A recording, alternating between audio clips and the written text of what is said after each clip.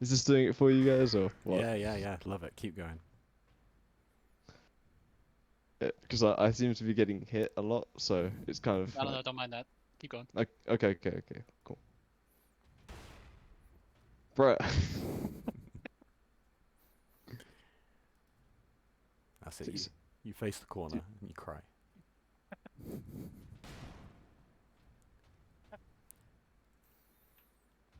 What's the chapter, by the way? It's just like I suppose it's Night Lords, but with your this is yellow. the prologue, Yeah. the Emperor's Gift. Cool. I think he meant the Primarch of which chapter, but sure. Oh wait, no, this isn't Primarch book. Like it's the book, The Emperor's Gift. Cool. Yeah. I was actually asking about your uniforming game. Then I realised it Ah, Oh was probably Night Lords with your yellow yeah, accent. with the duck part. Yeah. you know what I just realized, Dave? What's that? If the character's gonna go forward in the direction they're facing before the charge actually comes out, so if I like do my shift charge directly at you right now, and don't fuck it up, Yeah. Cool. fuck me. All I'm seeing is you charging air. See where I end up? Sometimes, if it was late in the questioning, his racing heartbeat would throw off his counting. It was never enough.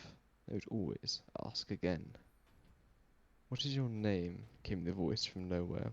Always male, but not always the same voice. I don't know, he would say to the surrounding emptiness. His voice didn't echo. The blackness seemed to swallow it whole. He couldn't even see his hand held up before his face. The amount of staring, wide eyes never brought any clarity to the nothingness. What year is it? I don't know. Sometimes, as they questioned him, they'd push his knuckles against. Sorry, he'd pushed his knuckles against his closed eyes, trying to make bright pressure smears just to bring colour to the darkness. This never worked either. That's how he knew he was blind. He couldn't say for how long it took for these things to change, but they did. First the question, then the answer. His day began the moment his eyes first opened, no different from before, as ever. He couldn't move beyond the small confines of what he considered his cell. He checked each time he woke, running his hand along what felt like cold, featureless stone. The stone tasted like salt and smelled of blood. There was no door. What is your name? Demanded the voice, a low and aggressively masculine tone. Today, almost angry. I don't know. What year is it? I don't know. He'd wondered if he'd committed some grievous crime. Perhaps this was a punishment. That would make sense, wouldn't it? The thought wasn't a new one, for it was often danced through his consciousness, inspiring more fruitless answers and musings. He'd asked the voices before, of course, many times. He'd learned quickly enough that they were extremely unforthcoming. They would ask, but never answer.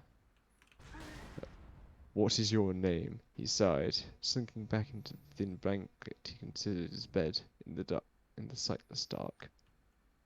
He wrapped the rag around his shoulders and returned to shivering. Ow, my ears. I don't know. What year is it? I don't know. He was hungry, which surprised him. He rarely woke feeling hungry, though he couldn't remember eating or drinking anything since first waking here. He knew they fed him.